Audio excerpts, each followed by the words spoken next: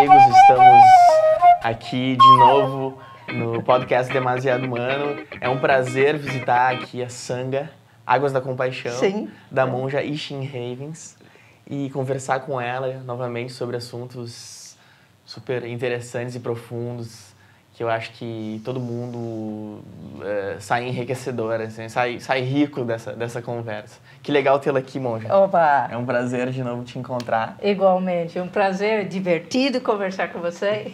Que bom, essa é a ideia. A gente Então, tem que dar risada também. Aham. Né?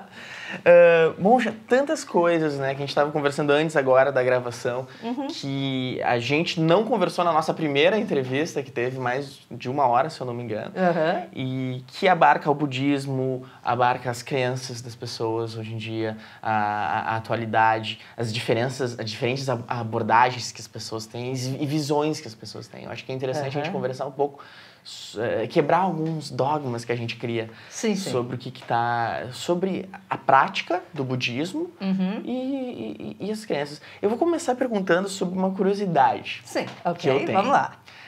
Fazer agora uns drops, assim. Eu tenho uma curiosidade sobre toda essa questão do nirvana, da iluminação, que criam em volta disso, a iluminação, você vai ser um ser iluminado, a questão do desejo, que você não pode ter desejo e fugir do ego. Sim. Eu leio assim, que algumas pessoas entram nessa loucura de buscar isso, mas a própria busca disso já bloqueia, né? Então é uma coisa muito, muito maluca, né? Que me parece assim ser algo muito distante. Eu gostaria de saber qual é o seu ponto de vista disso, de a gente atingir estados espirituais, diria assim, mais elevados, né, de consciência. Sim, ok. Bom, bom, o que acontece no budismo, né? Faz mais ou menos 250 anos, talvez, né? Que ocidentais começaram a se interessar, né? Foram lá para o Oriente, né? E começaram a se interessar em conhecer um pouco as religiões lá. Sim. Só que muitos destes ou eram padres católicos, sim, então com um certo interesse próprio, ou eram teosofistas, então novamente um certo visão própria de Deus, né? Exatamente, né? Uma certa maneira de interpretar. Então entraram preconceitos, sim, e entraram falsas traduções. Sim. Tá? Então, os preconceitos ao nível de aquelas religiões pagãs, né? Então, seguidores do mal e tudo mais, né? Que algumas igrejas, hoje em dia, especialmente evangélicos, mantêm até hoje, né? Mas os erros principais vieram mais dos teosofistas, né? Iluminação, a própria palavra iluminação, né? Isso veio do iluminismo europeu, entendeu? Eles meio que associaram com toda uma corrente filosófico europeu da época.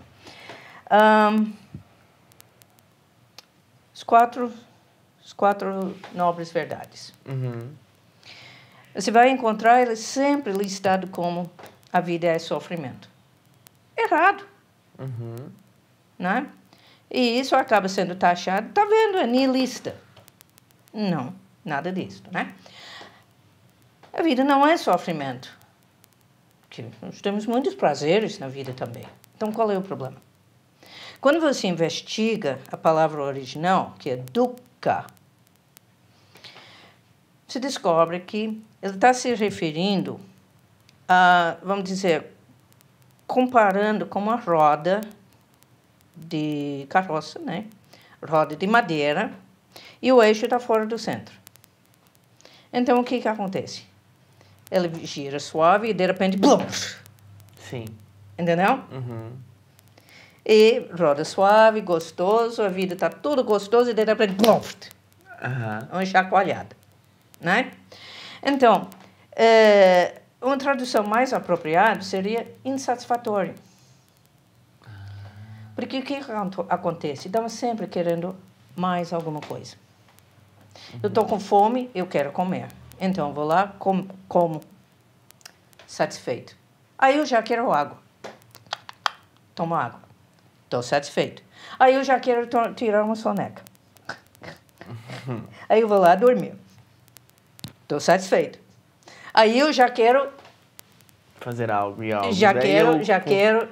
Depois eu tenho aquilo, depois eu não quero mais ter aquilo e... Exatamente. Então, quer dizer, eu nunca estou contente.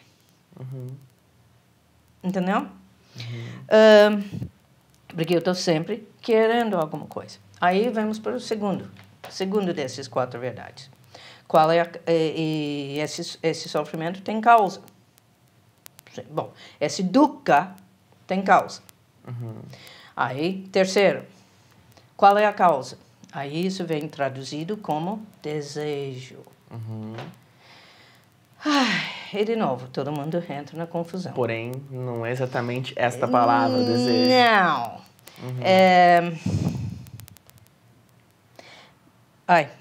Eu venho lendo muito em inglês esses últimos dias. Mas então, você pode trazer para lembrar a palavra. Posso...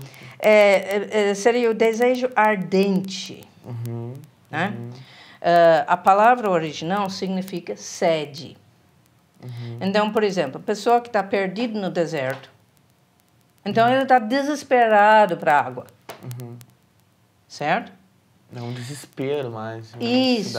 Então, é esse vital, desejo desesperador que consome. Entendeu? Então, por exemplo, apaixonado, que está obcecado. Uma obsessão quase. Exatamente. Entendeu?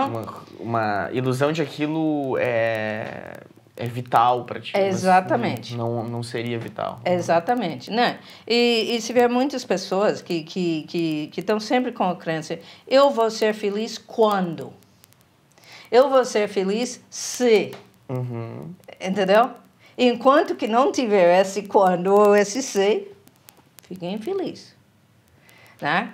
Então, dá para comparar, né, com esse tipo de desejo que consome, entendeu? Porque existe o desejo bom.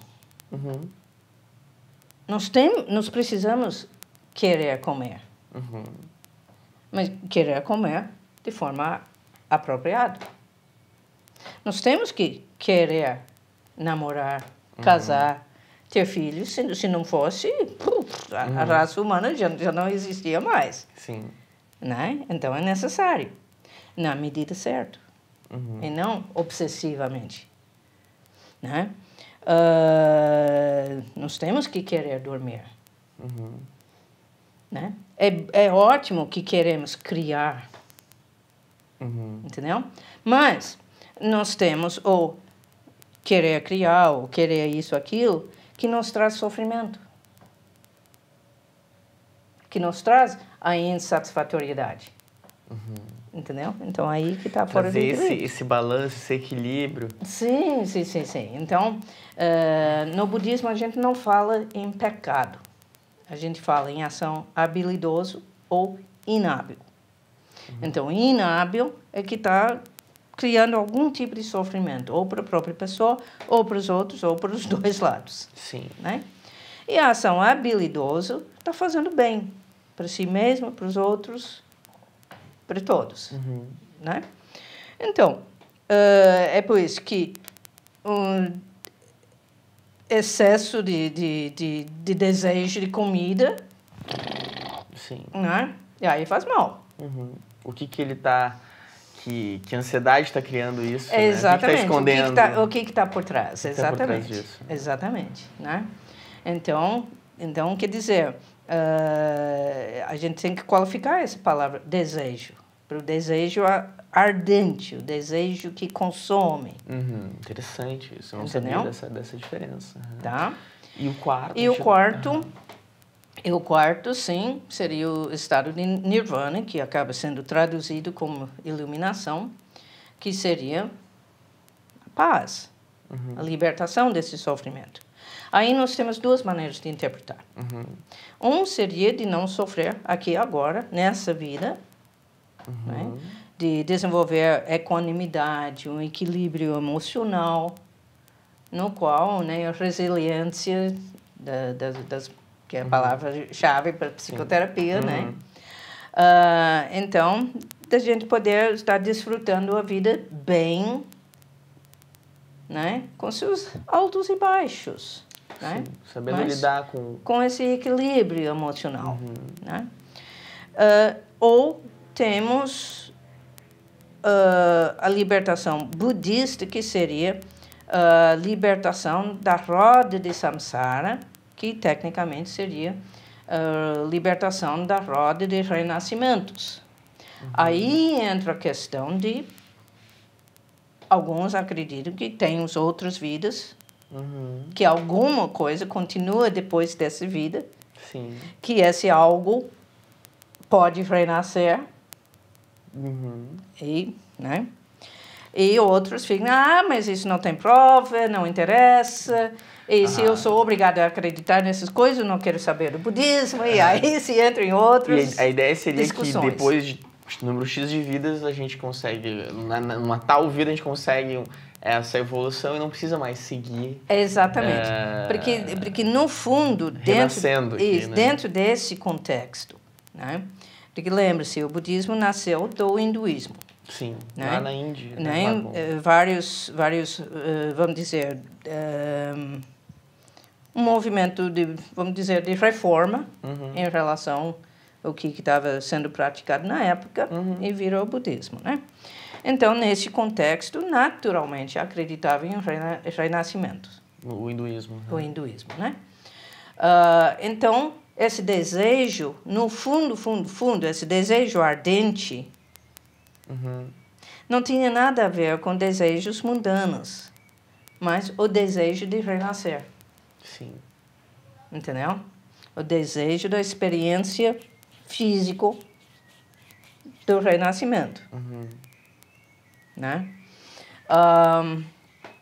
Então, aí entra, por exemplo, para o Zen, tanto faz se acredita, se não acredita. Não Isso importa. é o Zen budismo, que Isso é um Zen tipo budismo. de budismo que Exatamente. asiático, eu diria assim. Né? Japonês. Chinês. Japonês. Veio da China, se desenvolveu na China a partir do budismo indiano, né?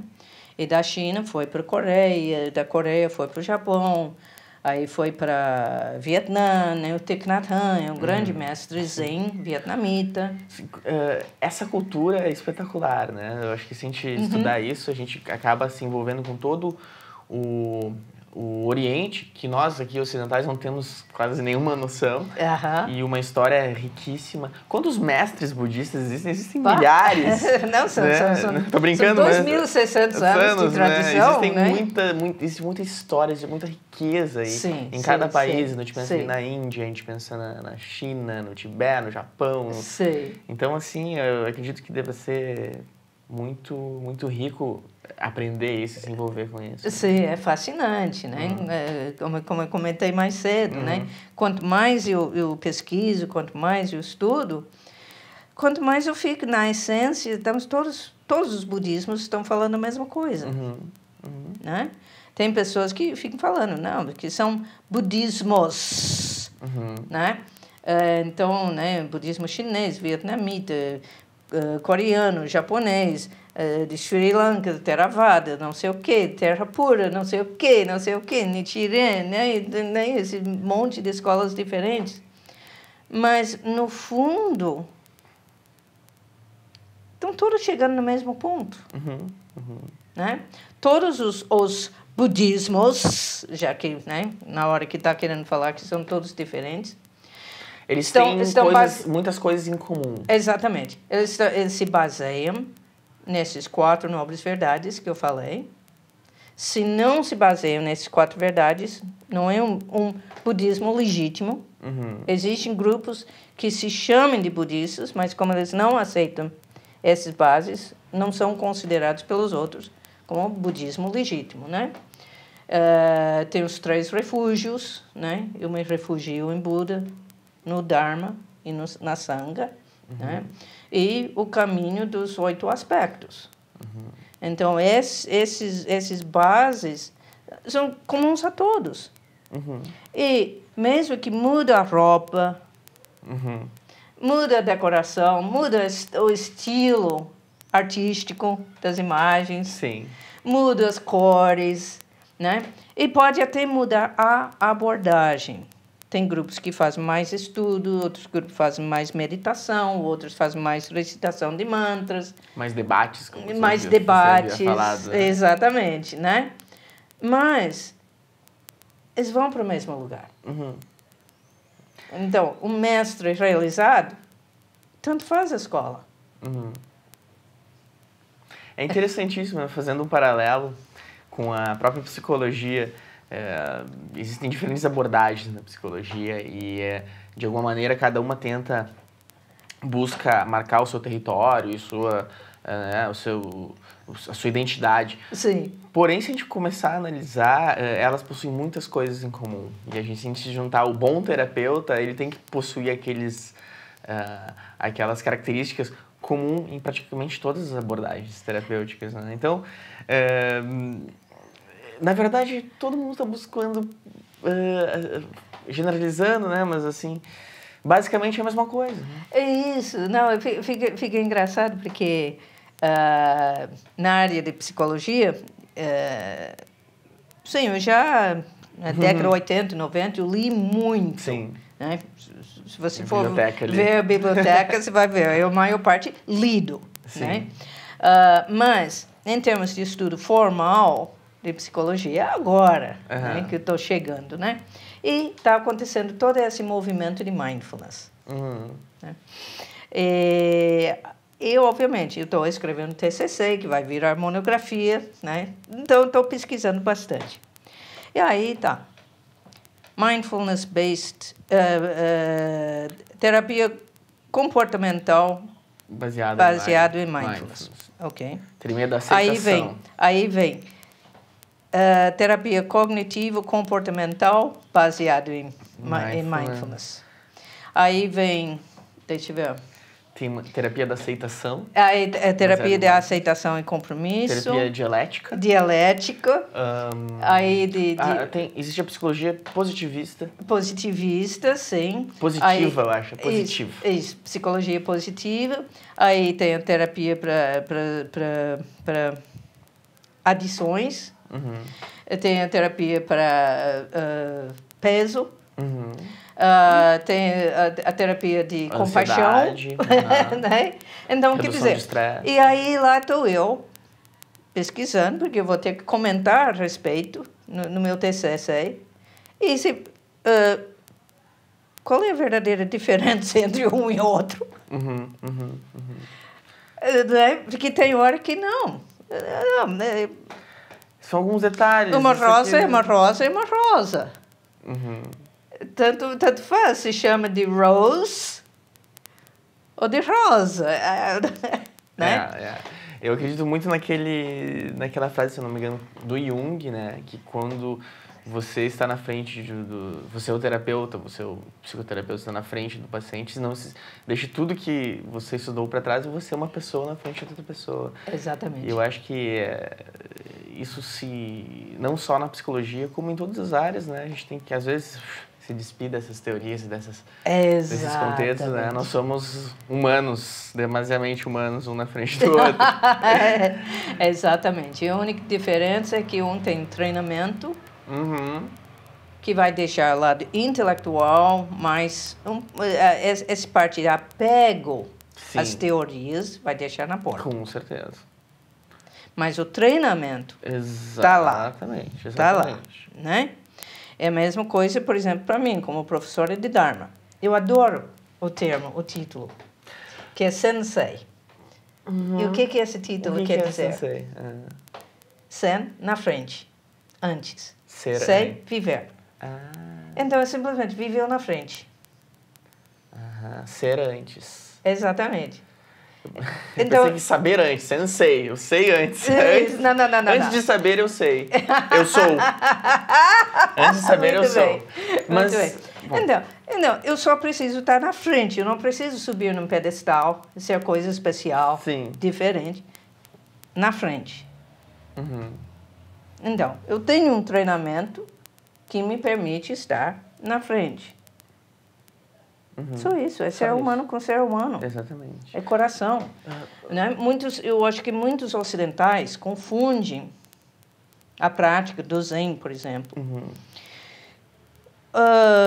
Ou porque muitos que chegaram a ir para o Japão só ficaram 3 meses, visto turista, num mosteiro, Sim. vivendo a situação de mosteiro, que é bravo.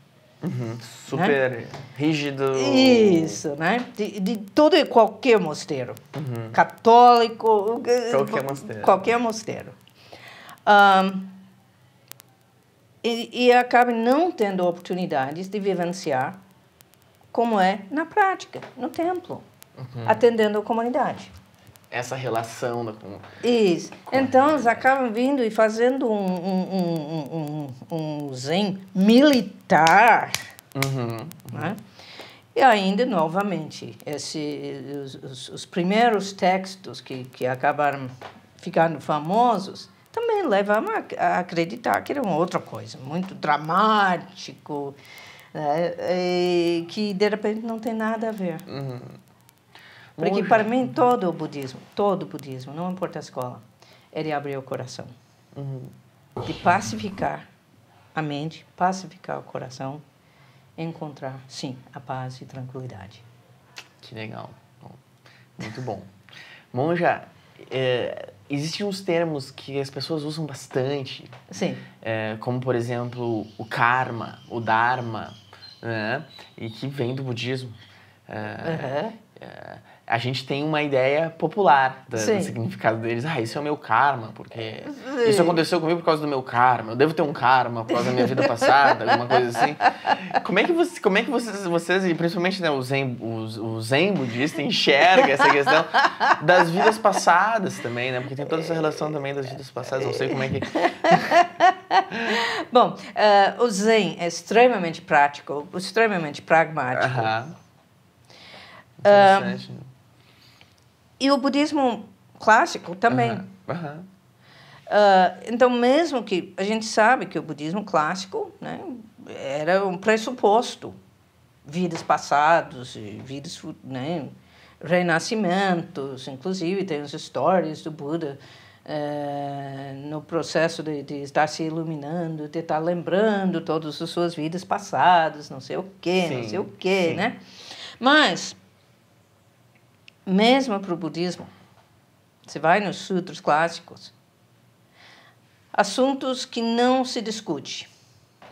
O que acontece depois da morte? Não se discute. Tem uma lista. Eu não sou acadêmico, eu teria que pegar o texto para dizer. Né, uma lista de assuntos metafísica. O que aconteceu antes, o que acontecesse depois, em princípio, não se discute, porque isso não vai solucionar o problema de sair da insatisfatoriedade e alcançar paz e tranquilidade aqui e agora, nessa vida. Então, ficar especulando o que vai acontecer quando eu morrer, o que eu fui na vida passada, isso não interessa. Simplesmente não interessa. O que interessa, o que está acontecendo nesse momento. Eu posso, sim, parar e analisar o que eu tenho feito para contribuir para essa situação, se for uma situação desagradável, e a partir daí, o que eu posso mudar para o futuro, para não repetir esse tipo de situação. Mas ficar, esse é meu karma, então eu vou suportar com toda paciência. Eu não vejo o karma como um menos com um mais. Ou como assim, um destino, para o saldo zero. Tu chegou aqui com débito, né? Exato, tem que pagar agora. Né? Eu não vejo isso em matemática. Né? E muitas coisas também, outra coisa, a gente não considera o karma coletivo. A não ser que você olhe no sentido, sim, nós, como sociedade, corremos o risco de ter uma baita karma coletivo, resultado de nossas ações, queimando a Amazônia, poluindo todos os rios. Né? São coisas super práticas. São coisas super práticas, entendeu? Então, a gente tem que considerar, sim, existe causa e efeito. Sim. Né? Qualquer coisa que eu fizer vai provocar algum efeito. Mas colocar que tem um livro de contabilidade lá no seu, créditos, débitos, saldo final, isso é meio viagem. Né? Então, vamos ficar prático. Mais aqui, né? Isso. Mais esse momento viveu agora. Isso, né?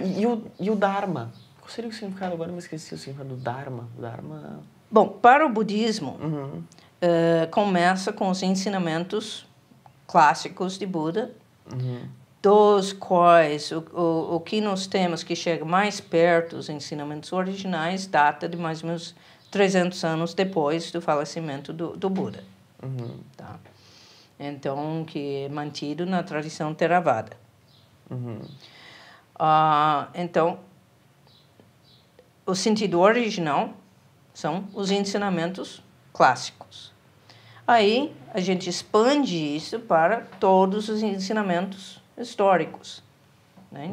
De monges, professores de Dharma históricos, até, né, professor atual. Lá no YouTube tem um monte de ensinamentos. Né? Mas aí a gente amplia mais ainda para chegar num ponto onde eu considero qualquer situação da minha vida como uma oportunidade de eu estudar e aprender alguma coisa. Então, posso considerar qualquer coisa. Que qualquer me situação. Possibilita. É a oportunidade. É a oportunidade. Então, em lugar de eu olhar um problema como um problema, né, eu posso olhar com o que eu aprendo com isso? Uma oportunidade de crescimento. Né? Às vezes dói, verdade. Às vezes a situação dói. Né? Não vamos negar no momento que está doendo. Mas não é por isso que eu tenho que perder totalmente o meu equilíbrio. Sim. Né? Não significa que eu preciso me desmontar. Sim, é uma oportunidade de crescer. Isso. Né? Aí sim entra o aspecto. Então, eu posso refletir qual é a minha parte na criação dessa situação. Exatamente. Né? Tá certo.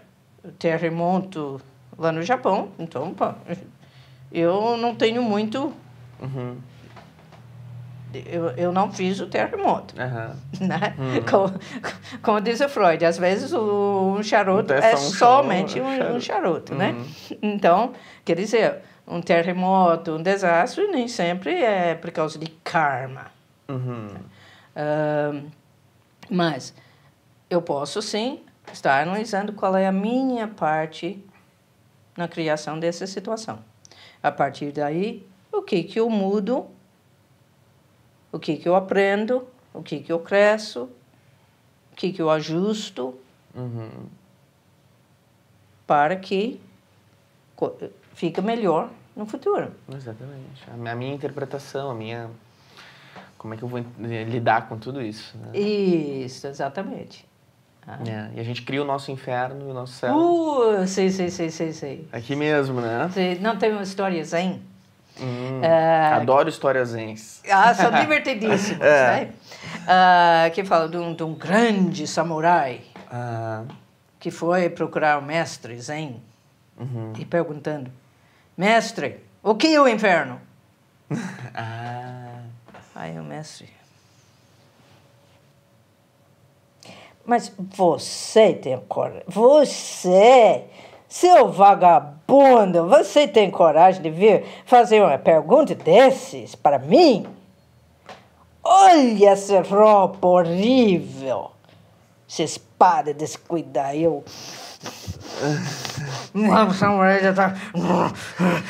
e já tá botando a mão na espada e começando a puxar aí um monte.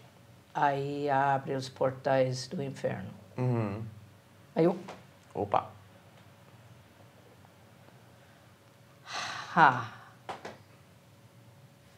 Aí o monge responde, e aí abrem os portais do céu. Uhum. Muito bacana. Uhum. É como nós reagimos. Uhum. A nossa atitude é 90% de nossa vida. Uhum. O budismo fala que a dor é inevitável. Uhum. E podemos, como o budismo é de 2.600 anos atrás, então ele fala em termos de flechas, né? Então, acontece uma coisa, né? Morre um amigo, né? Vamos dizer. Então, pá, uma flecha. Uhum.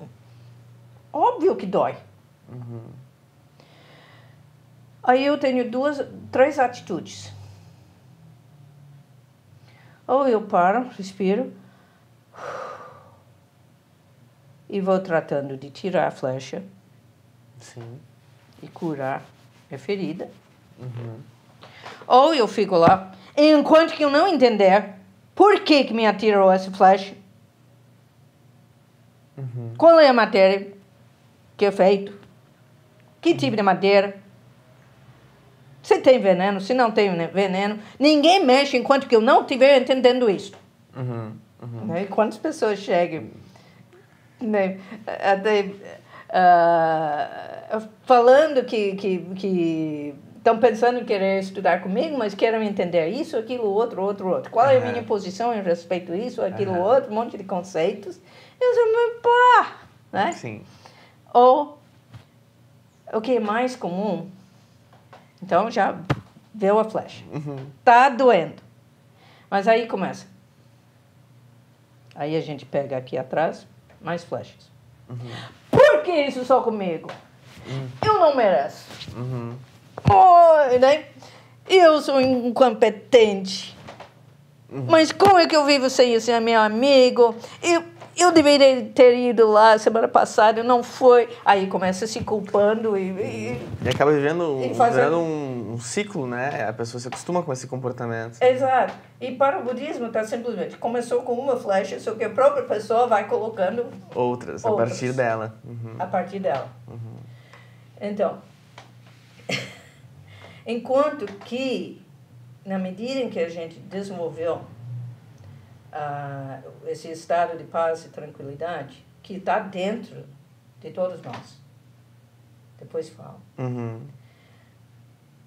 a gente para de ficar adicionando outras flechas e começa a poder simplesmente, tá doendo, e cuida de tirar aquela flecha, tratar a ferida.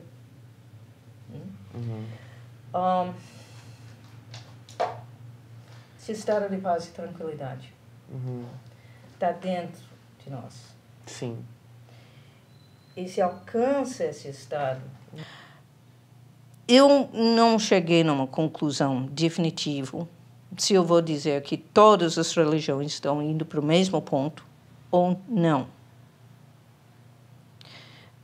Porque uma coisa eu sei com certeza, a meditação profundo, vai levar todos para uma mesma experiência, ou mesma série de experiências místicas, vamos dizer. Sim. Mas cada um vai verbalizar essas experiências de forma diferente, vai interpretar essas experiências de forma diferente. Tá? Aí o resto, como nós não temos prova científica de alguém ter ido e voltado, né? Tá tendo muitos relatos de quase morte, Sim. né? Mas nós não temos provas científicas para poder afirmar qualquer coisa. Então, é por isso que eu não fechei uma crença em relação a se todas as religiões estão indo para o mesmo ponto, mesmo ou não. Mas eu adoro o diálogo interreligioso. Sim. Mas, na meditação profunda, você vai passando por experiências, eu vou chamar de místicas, e se está dentro de uma prática de espiritualidade, uma prática religiosa, onde está tendo também a moralidade, ou a ética, consideração do desenvolvimento pessoal nesse sentido, está tendo o estudo, o cultivo de prática de comunidade, então os outros aspectos, para que haja integração dessas experiências místicas na vida diária da pessoa. O que é vivenciado nessas experiências passa a ser pano de fundo para todo o resto da vida da pessoa. Então, no meu caso, são 2 pontos principais. Sim. Um é que tem um tipo de meditação, de estado de meditação profundo, onde realmente é uma paz, tranquilidade. Priceless. Não tem preço. Não tem palavras. E na medida em que aquilo começa a ficar um pano de fundo, não é que eu nunca fico estressado, mas tem que ir muito mais longe para eu começar a ficar mais estressado. E quando eu fiquei estressado, é muito mais fácil eu sair do estado também.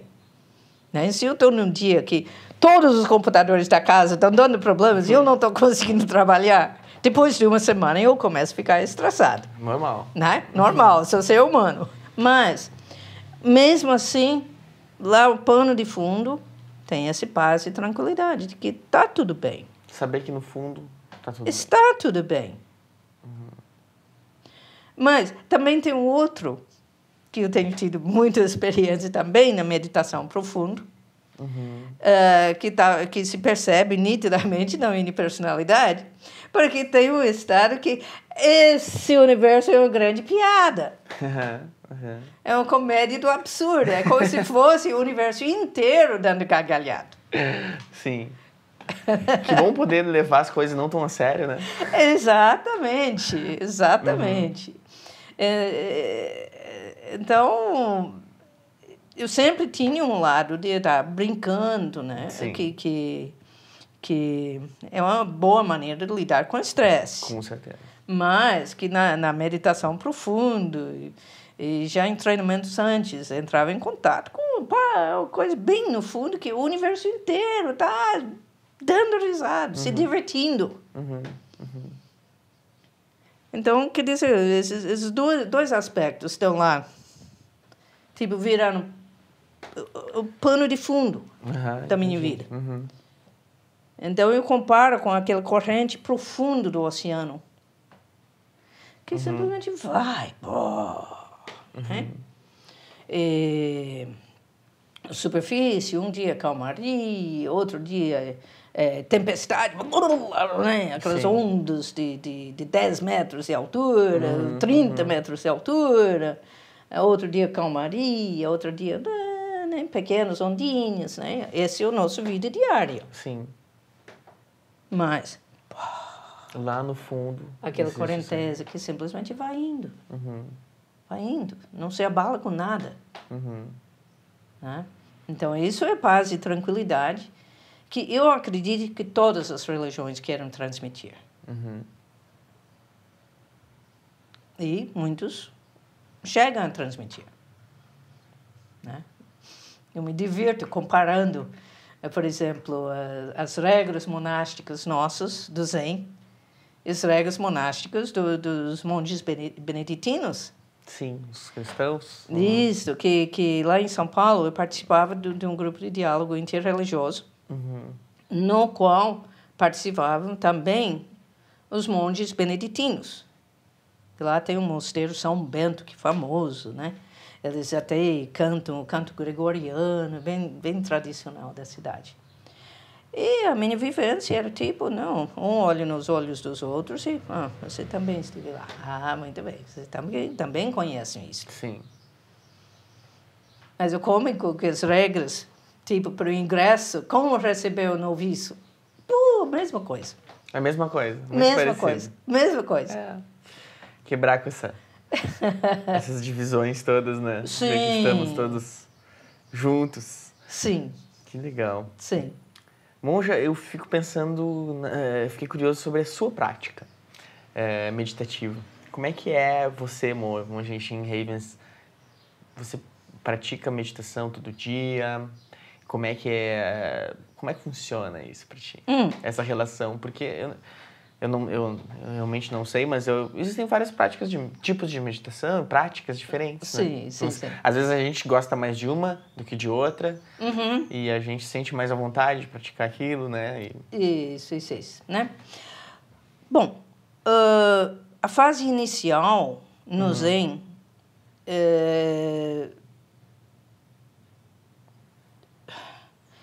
esse movimento mindfulness realmente simplesmente se apropriou dessa fase inicial do Zen, que é foco na respiração. Respiração, no presente, e aprendendo na a deixar atuação pensamento vir e passar sem se envolver, né? Deixar vir uma emoção, deixar passar. Tá? No Zen ocidental, muitas pessoas confundem e ficam achando que o Zen é só meditação. Aí alguns vão para o Japão e se decepcionam, porque de repente é um monte de cerimônias, SAMU o dia inteiro, tem aulas, tem classes, e Zazen, de manhã, um período, de noite, um período, Sim. e de repente o resto do dia, atividade constante. Atividades constantes, comunitárias e tudo mais. Isso, porque o que interessa no Zen? É de ir levando esse estado de paz e tranquilidade que a gente começa a descobrir nesse mergulho interno para a atividade diária.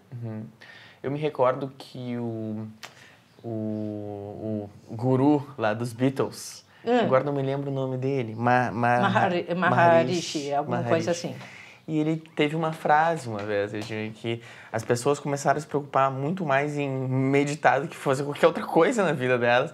E não é assim que a coisa deve ser, né? Se esquecem de trabalhar, se esquecem de fazer o seu ofício, de fazer as suas relações e acaba virando tudo aquilo. E não é dessa forma. Não é para virar uma pessoa alienado. Não é para fazer viagem, não é para ficar zen. Eu tô zen. É para, né, bem pé no chão, equilibrado e com força, com potência. Não é para ser o capacho, não. Com contato na realidade, com autonomia. Isso, né? E bem consciente do que está fazendo. Um outro lado das histórias Zen, né? O indivíduo que chega e quer demonstrar a sua compreensão da prática.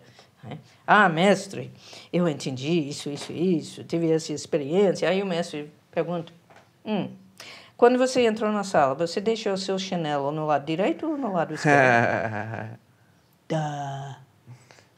Se esqueceu. Volta para a sua prática. Porque quanto da vida nós ficamos no piloto automático? É verdade.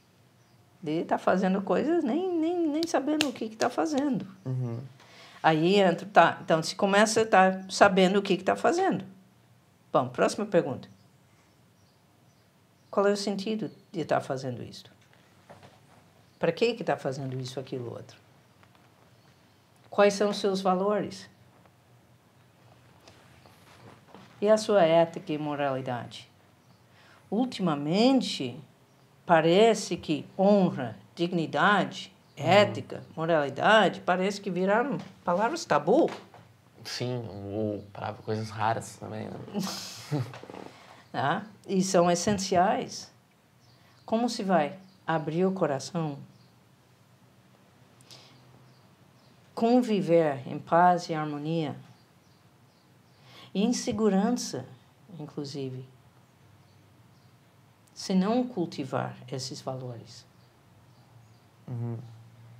De estar compreendendo o outro, ouvindo o outro. Sim. Isso por si só é uma meditação. Sim. Sim. Bom, eu estou pensando assim sobre os vários mestres budistas que existiram, né? Eu gostaria que se você pudesse apontar alguns que você tem mais apreço, assim, ou de algum carinho especial. Acredito que o Zen Budismo deve ter alguns dos seus, vários, sim, né? E cada um tem as suas histórias e tudo mais. Sim. Se você pudesse citar, aí daí eu coloco lá no post do Demasiado Humano para as pessoas poderem pesquisar eles e buscar né, as suas biografias e tudo mais. Sim. Bom, ponto de partida, nós temos como modelo carne e osso o nosso superintendente, que o Saikawa Roshi, lá de São Paulo, Bushinji, que é um exemplo maravilhoso da prática. Uma pessoa inteligentíssima, de uma equanimidade lindo, forte, bem forte, e que não tem a menor necessidade de aparecer. Se a pessoa desavisada for chegar lá no Bushinji e que nunca viu, não sabe quem pode ver um monjinho pequenininho, que ele é um homem pequeno, né? Já passou um pouco da meia-idade, na minha mesma faixa de idade. E vai parecer simplesmente um monge meio velhinho qualquer, de tamanho e simplicidade. Só que aí você vai começar a notar que todo mundo que chega perto dele já demonstra tratando com respeito. Aí você começa, opa. Mas ele que vai com tamanho, simplicidade, que nunca chama atenção para si. Porque ele dentro dele, ele está tranquilo. E ele tem uma habilidade de lidar com essas diferenças e de harmonizar, que é maravilhoso. Né? Qual é o nome dele mesmo? Saikawa Roshi. Aí, Aoyama Roshi. Shundo Aoyama. Tem um livro, 2 livros dela traduzidos, que era a abadesa do nosso mosteiro. Também. Lá aonde? Lá no Japão. Lá no Japão. Aí eu estou falando de mestres ainda vivos. Sim. Né? Aí nós temos um mestre chamado Uchiyama. Depois eu te passo por escrito. Né? Que nós temos estudado livros dele, vamos estudar outros livros dele. Ele é um mestre já falecido, mas um mestre moderno. Também. Fantástico. Eu tive a bênção de poder ler um livro dele no meu primeiro mês de mosteiro, e influenciou totalmente a minha experiência do mosteiro. Foi maravilhoso. Aí, vai pela história. São, né, eu estou falando só do Zen. Só dos modernos. Isso, né? E no moderno, sim, o Thich Nhat Hanh, do Zen vietnamita. Sim.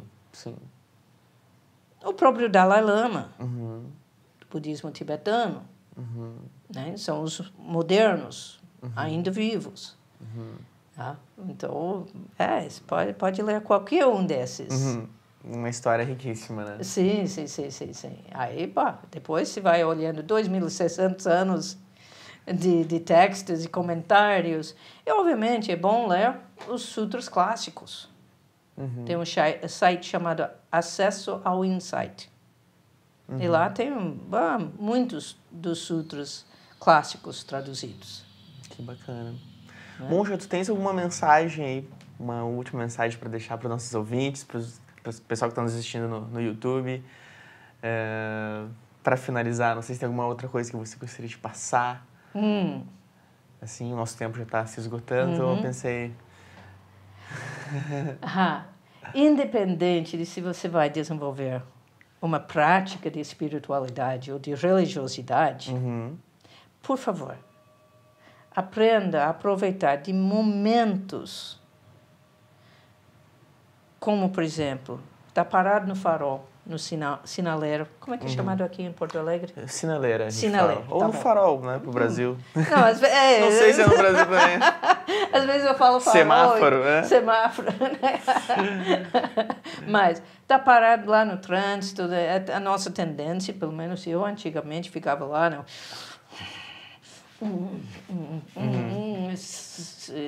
Coisa não abre, né? Ficava nervosa, impaciente. Aproveite para simplesmente fazer 1, 2, 3 respirações conscientes.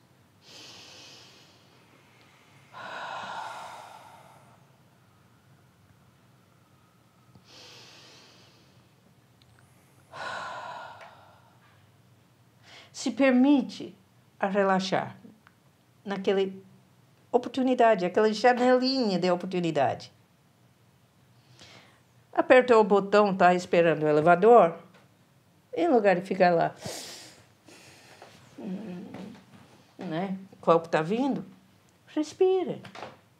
Só isso. Eu chamo essas de micro meditações. Porque é o começo. É um grande começo, né? É um grande começo. Quantas vezes a gente para no semáforo, né? Exatamente. E não só no semáforo, numa fila, né? Fila do banco. Tantas situações, né?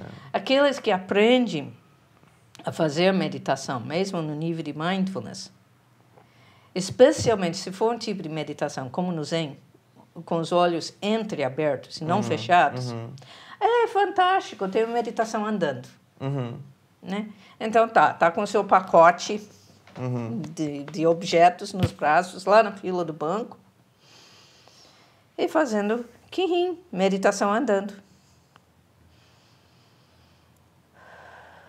Respirando conscientemente, coordenando com o movimento do corpo. Não está nem andando, então só levantar o calcanhar, descer o calcanhar, né? Andando no lugar. Né?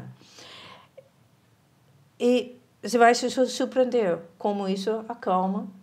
Quando você chega lá na caixa, você já está na santa paz. Tudo bem, caixa.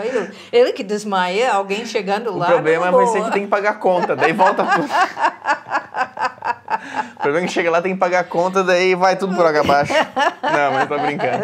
Tava brincando, né? Mas chega lá, já chega com uma outra visão, né, do outra pagamento. Visão. Que bom que eu tenho dinheiro para pagar a conta em lugar. Que droga que tem para pagar essa conta. É verdade. Como eu falei no começo, é tudo questão de atitude. Que legal.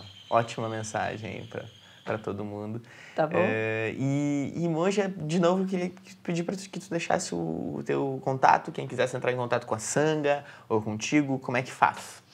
Pode fazer simplesmente uma busca no Google, Águas da Compaixão. Ok. E deve aparecer lá no primeiro lugar. O site lá, beleza. Eu vou colocar no post também. Nós temos canais do YouTube, tanto em meu nome pessoal, Monja Shin, quanto em nome da Sangha, Águas da Compaixão. Nós temos uma programação gratuita de domingos pela transmissão ao vivo pela internet, chamado Dharma Chat, que vai às 4h30 da tarde nos Todos domingos. Todos os domingos? Todos os domingos. Que legal. Tá? Então, temos blogs, blog em meu nome pessoal, blog em nome da Sangha. Nem sempre estou conseguindo alimentar como seria legal, mas na medida do possível. Mas está lá, dá bastante informação. Eu considero boa parte da minha função a ser do aspecto informativo, educacional, a respeito da prática, a estrutura, como funciona, esse tipo de coisa. Legal. Tudo isso vai constar lá no post do Demasiado Humano. E muito obrigado, muito grato novamente por dividir todo esse conhecimento contigo. Eu que agradeço, é sempre um prazer contigo. Também agradeço o cameraman. Claro, grande DJ. Cuide-se bem. Tchau, tchau.